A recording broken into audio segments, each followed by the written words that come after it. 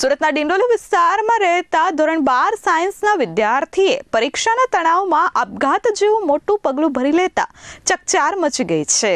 સુરતમાં ધોરણ 12 સાયન્સના વિદ્યાર્થીએ પરીક્ષાના તણાવથી કંટાળી આપઘાત કર્યો હોવાની ઘટના સામે આવી છે।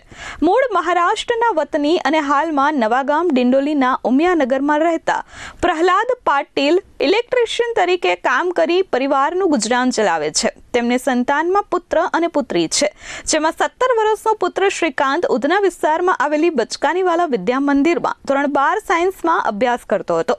હાલ ચાલી રહેલી બોર્ડની પરીક્ષાની તૈયારી કરી રહ્યો હતો। શુક્રવારે રાત્રે પરીક્ષાની તૈયારી માટે ઘરના રસોડામાં બેસી શ્રીકાંત અભ્યાસ કરી રહ્યો હતો। ત્યારે શનિવારે વહેલી સવારે ઘરના રસોડામાં છતના પંખા સાથે દુપટ્ટા વડે ફાંસો ખાઈ તેને મોતને વહાલું કરી લીધું હતું। વહેલી સવારે આ ઘટના જોઈ પરિવાર હેબતાઈ ગયો હતો અને તાત્કાલિક જ ઘટનાની જાણ ડિંડોલી પોલીસને કરી હતી। ડિંડોલી પોલીસે ઘટના સ્થળે પહોંચી મૃતદેહને પીએમ અર્થે ખસેડ્યો છે।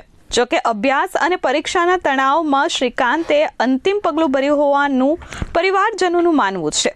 હાલ દીકરાના મોતને પગલે પરિવારજનો શોકમાં ગરકાવ થયા છે। ડિંડોલી પોલીસે સમગ્ર મામલે તપાસ શરૂ કરી છે।